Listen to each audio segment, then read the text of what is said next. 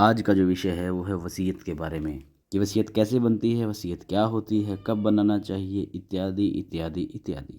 मैं उम्मीद करता हूँ आप सारे स्वस्थ होंगे और मस्त होंगे। स्वागत है आपका आपके अपने लीगल डाकिया चैनल में। तो चलिए शुरू करते हैं। वैसे तो हर किसी को अपने जीवन में वसीयत ज़रूर बनवानी चाहिए, लेकिन हर कोई ये नहीं बनवा पाता। अब जिसने वसीयत बनवाई है तो उसकी प्रॉपर्टी का बंटवारा उसकी इच्छा के अनुसार हो जाता है, और जैसे उसने वसीयत की होती है उस अनुपात में, उस हिसाब से उसकी संपत्ति का उतना उतना हिस्सा उन लोगों में बांट दिया जाता है जिसके नाम उसने वसीयत की है। अगर किसी ने वसीयत नहीं की होती, अगर वो हिंदू महिला है या हिंदू पुरुष है, तो उसकी संपत्ति को हिंदू उत्तराधिकार नियम के अनुसार बांट दिया जाएगा। कुछ अलग अलग रीजन में अलग अलग संपत्ति बंटवारे के नियम व कानून बनाए गए हैं। वैसे बेहतर तो यही होता है कि अपनी वसीयतनामा लिख देना चाहिए। इससे स्थिति बेहतर रहती है, बंटवारा ठीक ठाक रहता है, उसकी इच्छा के अनुसार होता है। साथ ही साथ वसीयत लिखने के फ़ायदे भी हैं, जैसे उसमें आप फेर बदल करवा सकते हैं, कितनी बार चाहें उतनी बार उसमें फेर बदल करवा सकते हैं। इंडियन सक्सेशन एक्ट 2H वसीयत पर बात करता है, जो ये बताता है कि वसीयत करने वाले व्यक्ति की मृत्यु के बाद उसकी चल संपत्ति का या अचल संपत्ति का बंटवारा कैसे होगा, उसका वारिस कौन बनेगा। अब बात आती है कि ऐसी कौन सी वस्तुएं हैं, ऐसी कौन सी चीज़ें हैं जिनके नाम पर आप वसीयत करवा सकते हैं। देखिए, आप खुद की कमाई हुई संपत्ति, जिसमें आपका घर, खेत खलिहान, दुकान, मकान, खेत, ये वो, घरेलू सामान, फर्नीचर, गहने, कैश, ये जो सब कुछ है इसमें संपत्ति, पुरखों से मिली हुई संपत्ति, ये जो आपके नाम पर है, उन उन सभी चीज़ों को आप वसीयत में लिखवा सकते हैं। सिर्फ मुस्लिम को छोड़कर जितने भी भारतीय हैं वो उनके ऊपर भारतीय उत्तराधिकार नियम 1925 लागू होता है। तो जानिए वसीयत कौन बना सकता है। पहली बात, जो आदमी मानसिक तौर पर स्वस्थ है, जिसका दिमाग ठीक है, मानसिक स्थिति बिल्कुल ठीक है, वो वसीयत बना सकता है। उसकी उम्र 18 या 18 से अधिक हो तो वो वसीयत बना सकता है।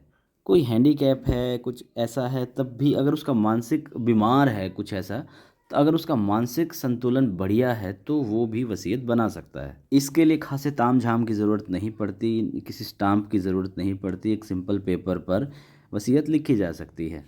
ये भी ज़रूरी नहीं है कि लीगल भाषा में लिखा जाए, कानूनी भाषा में लिखा जाए, वकील ही लिखेगा, कोई ज़रूरी नहीं है। तो आप भी अपने खुद से, अपनी समझ से, अपने अनुभव से, अपने एक्सपीरियंस से वसीयत को लिख सकते हैं।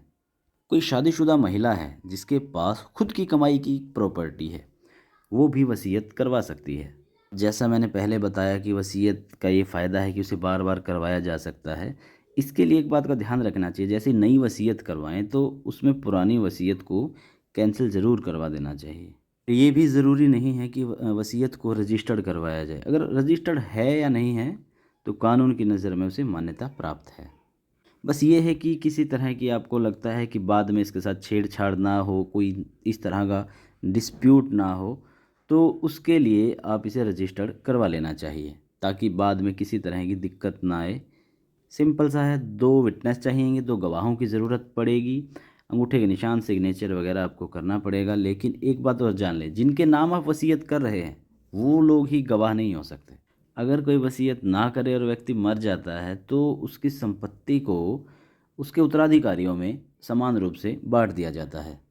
एक और बात, अगर वसीयत करने वाला, मतलब जिसके नाम वसीयत की है, ये बात है, जिसके नाम वसीयत की है वो व्यक्ति वसीयत करने वाले से पहले मर जाता है तो उस कंडीशन में वसीयत कैंसिल हो जाती है, ख़त्म हो जाती है, उसे दोबारा करवानी पड़ती है। अगर बात है कि दोनों ही मर जाएं, वसीयत करने वाला जिसके नाम करी है, तो उसके बाद उसके उत्तराधिकारियों को उसकी चल संपत्ति, अचल संपत्ति आगे चली जाती है। अब एक बात और है, अगर वसीयत करवाई, बहुत सही बात, और वो वसीयत हो गई गुम, तो उसके लिए आप उसको दोबारा वसीयत करवानी चाहिए और उसमें थोड़े बहुत फेर बदल करवाने ज़रूर चाहिए ताकि वो पहले वाली ऑटोमेटिक फिर कैंसिल हो जाए। वसीयत किसी भी भाषा में हो सकती है, इसके लिए कोई ज़रूरी नहीं है कि इंग्लिश हो या कोई भी हो, कोई भी भाषा में हो सकती है। वसीयत करवाते समय उसकी वीडियो रिकॉर्डिंग भी करवाई जा सकती है। देखिए, कानूनी तौर पर इसकी आवश्यकता तो नहीं पड़ती, लेकिन किसी तरह का कोई डिस्प्यूट ना हो तो उसके लिए वीडियो रिकॉर्डिंग करवाई जा सकती है। वसीयत में ये भी ज़रूर मेंशन करें कि जैसे आपने कोई आगे भविष्य में कोई नई प्रॉपर्टी खरीदते हैं तो उसका बंटवारा किस तरह से होगा। आप इसके साथ एक काम और कर सकते हैं, आप हमारे चैनल को फ्री में ग्रो करने में मदद कर सकते हैं, सब्सक्राइब कर दीजिए। वसीयत के लिए आप एक मिनिमम फ़ी पे करके आप सब रजिस्ट्रार के दफ्तर में जाकर भी इसे रजिस्टर्ड करवा सकते हैं। अगर आपकी विल वसीयत चैलेंज होती है या इन्वेस्टिगेशन के दौरान ये पाया जाता है कि आपने ये विल किसी ज़बरदस्ती या किसी प्रेशर में आकर बनाई है, तो उस विल को कानूनी रूप से अवैध समझा जाएगा या उसे कैंसिल कर दिया जाता है। वसीयत का एक तरीका और भी है, आप अपनी संपत्ति को किसी ट्रस्ट बनाकर ट्रस्ट के नाम कर सकते हैं। इसमें आपको टैक्स में थोड़ी रिबेट मिल सकती है। ट्रस्ट बनाते समय बिल्कुल क्लियर करना चाहिए कि कौन ट्रस्टी है, इसका कौन इसका वारिस है। ट्रस्ट के नाम की गई वसीयत को कैंसिल भी किया जा सकता है, उसे बदला भी जा सकता है। ट्रस्टी उस संपत्ति की देखभाल करेंगे और जो इनकम आएगी वो वारिसों को मिलेगी। मैं उम्मीद करता हूँ आपको जानकारी अच्छी लगी। आप हमारे चैनल को फ्री में ग्रो करने में मदद कर सकते हैं लाइक शेयर सब्सक्राइब करके। धन्यवाद।